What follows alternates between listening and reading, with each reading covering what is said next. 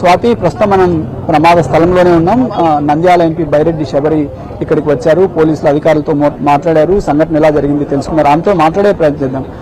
Madam చెప్పండి, ఎట్లా జరిగింది ఇన్సిడెంట్, మీకున్న సమాచారం ఏంటి? ఇది పొద్దున 3-3:30 ప్రాంతంలో ఇది ప్రైవేట్ ట్రావెల్ బస్సు మన హైదరాబాద్ నుండి బెంగళూరు బౌండ్ బస్సు. ఇది దాదాపు 40 మంది ప్యాసింజర్స్ ఈ బస్సులో ట్రావెల్ చేస్తున్నారు. ఇది ఏంటంటే దివాళీ పండగ పూర్తి కావడంతో అందరూ ఫ్యామిలీస్ తో పాటు వెళ్లడం, బెంగళూరుకి వెళ్లడము జరిగింది. 40 మందిలో 19 మందిని మేము ఐడెంటిఫై చేయగలిగాము. హాస్పిటల్లో అడ్మిట్ చేసి ట్రీట్మెంట్ తీసుకుంటున్నారు.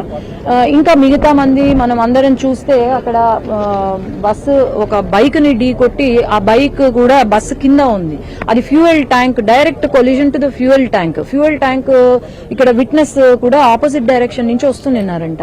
ఆయన చెప్తున్నారు, అమ్మ కొట్టంగానే విత్ ఇన్ సెకండ్స్ మొత్తం బస్సు అంటుకుందమ్మా, నేను ట్రై చేశాను ఏమన్నా కాపాడగలుగుతానా అని, అసలు ఆ సిచ్యువేషనే లేదు, మొత్తం బస్సు అంటుకుంది. కొంతమంది మాత్రము విండోస్ నుంచి దూకే వాళ్ళు, నేను కొంచెం హెల్ప్ చేయగలిగాను, వాళ్ళను దూరం తీసుకొని రాగలిగాను, అంతే తప్ప అది పెద్ద బాంబ్ బ్లాస్ట్ మాదిరి ఉండింది అని అంటున్నారు పాపం విట్నెస్ కూడా.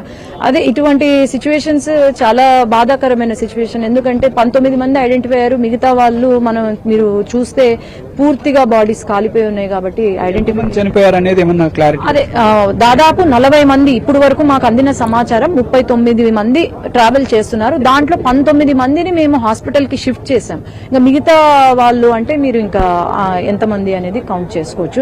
ఎందుకంటే నేను పర్ఫెక్ట్ నంబర్ అయితే ఇవ్వలేను. Investigation it's